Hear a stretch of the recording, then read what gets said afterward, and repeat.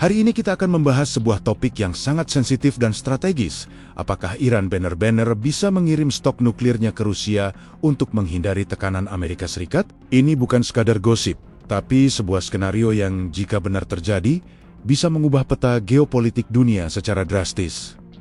Mari kita bedah analisisnya secara mendalam. Pertama, mari kita pahami konteksnya. Selama bertahun-tahun, program nuklir Iran menjadi pusat perhatian internasional. Ada kesepakatan seperti JCPOA yang bertujuan untuk mengawasinya. Namun selalu ada kekhawatiran tentang pengayaan uranium yang dilakukan Iran. Di sisi lain, hubungan antara Amerika Serikat dan Iran terus tegang, diwarnai sanksi dan ancaman. Bersamaan dengan itu, hubungan Teheran dan Moskow semakin erat, terutama setelah invasi Rusia ke Ukraina yang membuat kedua negara ini soma-soma menghadapi tekanan dari Barat. Jadi, secara teori, Iran punya motif untuk melindungi aset strategisnya dari kemungkinan serangan atau penyitaan, dan Rusia adalah sekutu kuat yang bisa jadi pilihan. Sekarang, mari kita lihat dari sisi teknis. Memindahkan material nuklir, terutama uranium yang sudah diperkaya, bukanlah hal yang mudah. Proses ini memerlukan kontainer khusus yang sangat aman untuk mencegah kebocoran radiasi. Transportasi yang sangat dijaga ketat, baik melalui darat, laut, atau udara, serta koordinasi logistik yang luar biasa rumit. Setiap pergerakan material semacam ini sangat berisiko terdeteksi oleh satelit mata-mata atau jaringan intelijen negara lain.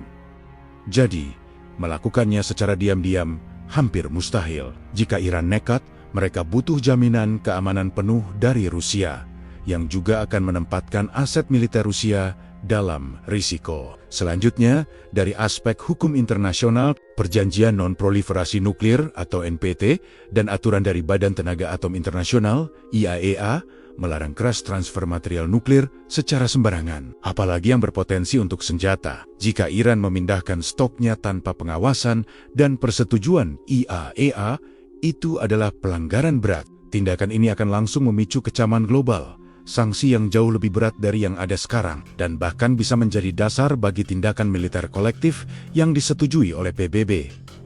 Rusia pun akan terseret dalam masalah besar.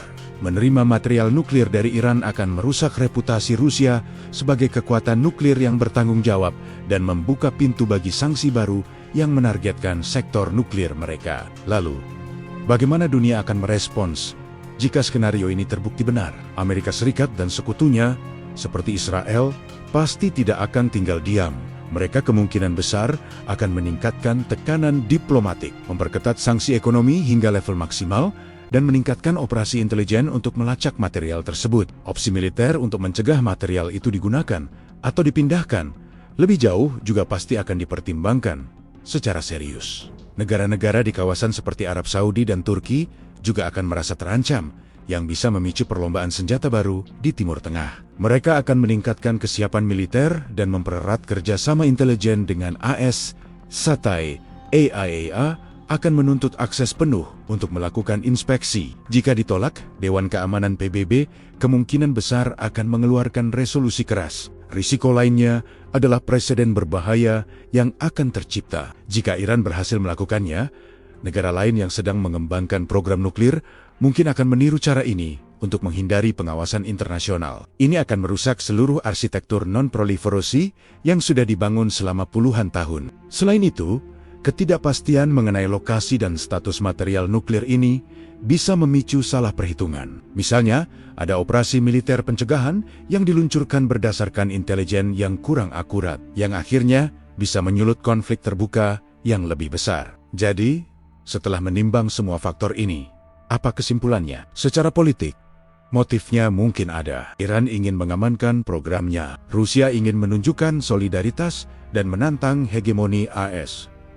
Namun, secara teknis hukum dan strategis, risikonya terlalu besar dan biayanya terlalu tinggi bagi kedua negara. Pemindahan stok nuklir dalam skala besar hampir tidak mungkin dilakukan tanpa terdeteksi, dan konsekuensinya akan sangat menghancurkan bagi Iran maupun Rusia. Oleh karena itu, Klaim bahwa Iran akan mengirim stok nuklirnya ke Rusia kemungkinan besar adalah bagian dari perang informasi atau disinformasi. Tujuannya bisa jadi untuk menguji reaksi Barat, menciptakan ketidakpastian, atau sekadar propaganda untuk menunjukkan kedekatan aliansi Teheran-Moskow. Sampai ada bukti kuat dari sumber yang kredibel seperti laporan resmi IAEA, data satelit independen, atau pernyataan pemerintah yang terverifikasi. Kita harus memperlakukan skenario ini sebagai hipotesis, bukan fakta. Sebagai penonton yang cerdas, penting bagi kita untuk selalu memverifikasi informasi dari sumber-sumber terpercaya. Jangan mudah termakan oleh spekulasi